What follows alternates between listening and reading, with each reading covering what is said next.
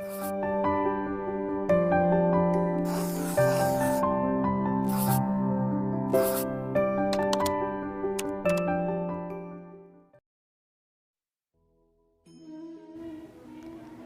राधे दोस्तों, स्वागत है आपका हमारे YouTube चैनल निशा भक्ति सागर में। आज हम सुनेंगे तुलसी विवाह की पौराणिक कथा। प्राचीन काल में जलंधर नामक राक्षस ने चारों तरफ बड़ा उत्पात मचा रखा था। वह बड़ा वीर तथा पराक्रमी था। उसकी वीरता का रहस्य था उसकी पत्नी वृंदा का पतिव्रता धर्म। उसी के प्रभाव से वह विजयी बना हुआ था। जलंधर के उपद्रवों से परेशान देवगण भगवान विष्णु के पास गए तथा रक्षा की गुहार लगाई। उनकी प्रार्थना सुनकर भगवान विष्णु ने वृंदा का पतिव्रता धर्म भंग करने का निश्चय किया। उन्होंने जलंधर का रूप धरकर छल से वृंदा का स्पर्श किया। वृंदा का पति जलंधर देवताओं से पराक्रम से युद्ध कर रहा था, लेकिन वृंदा का सतीत्व नष्ट होते ही जलंधर मारा गया। जैसे ही वृंदा का सतीत्व भंग हुआ, जलंधर का सिर उसके आंगन में आ गिरा। जब वृंदा ने यह देखा तो क्रोधित होकर जानना चाहा कि फिर जिसे उसने स्पर्श किया वह कौन है। सामने साक्षात विष्णु जी खड़े थे। उसने भगवान विष्णु को शाप दे दिया, जिस प्रकार तुमने छल से मुझे पति वियोग दिया है, उसी प्रकार तुम्हारी पत्नी का भी छल पूर्वक हरण होगा और स्त्री वियोग सहने के लिए तुम भी मृत्युलोक में जन्म लोगे। यह कहकर वृंदा अपने पति के साथ सती हो गई। वृंदा के शाप से ही प्रभु श्री राम ने अयोध्या में जन्म लिया और उन्हें सीता वियोग सहना पड़ा। जिस जगह वृंदा सती हुई वहाँ तुलसी का पौधा उत्पन्न हुआ।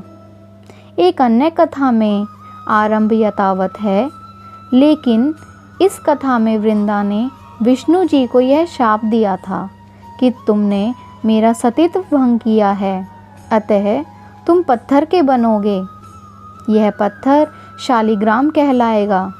विष्णु ने कहा, हे वृंदा, मैं तुम्हारे सतीत्व का आदर करता हूँ, लेकिन तुम तुलसी बनकर सदा मेरे साथ रहोगी।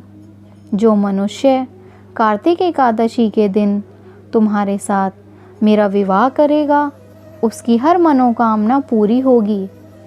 बिना तुलसी दल के शालिग्राम या विष्णु जी की पूजा अधूरी मानी जाती है।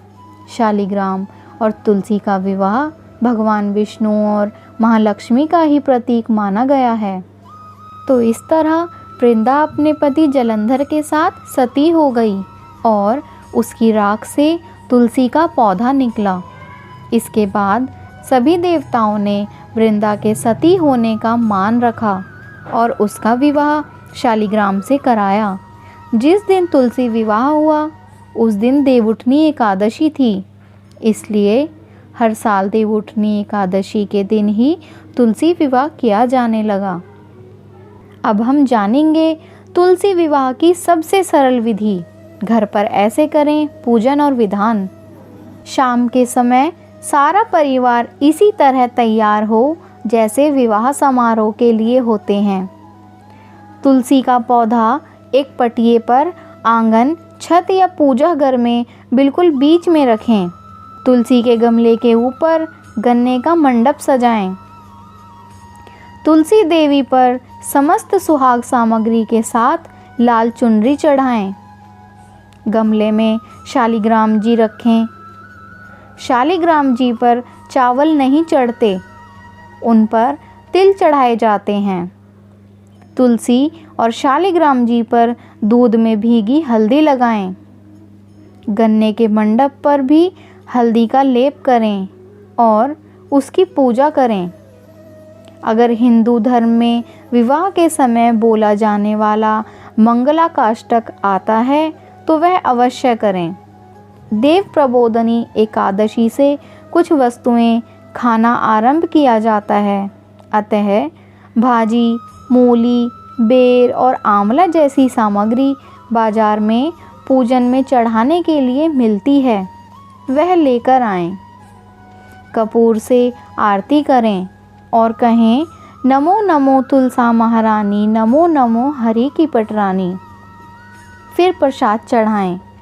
11 बार तुलसी जी की परिक्रमा करें।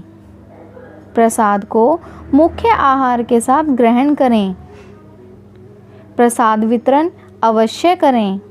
पूजा समाप्ति पर घर के सभी सदस्य चारों तरफ से पटिये को उठाकर भगवान विष्णु से जागने का आवाहन करें और कहें, उठो देव सांवरा, भाजी बोर आंवला, गन्ना की झोंपड़ी में शंकर जी की यात्रा। इस लोक आवाहन का भोला सा भावार्थ है, हे सांवले सलोने देव, भाजी बोर आंवला चढ़ाने के साथ हम चाहते हैं कि आप जागृत हों, सृष्टि का कार्यभार संभालें और शंकर जी को पुनः अपनी यात्रा की अनुमति दें। इस मंत्र का उच्चारण करते हुए भी देव को जगाया जा सकता है। माँ तुलसी से उनकी तरह पवित्रता का वरदान मांगें और अंत में माँ तुलसी से उनकी तरह पवित्रता का वरदान मांगें। धन्यवाद।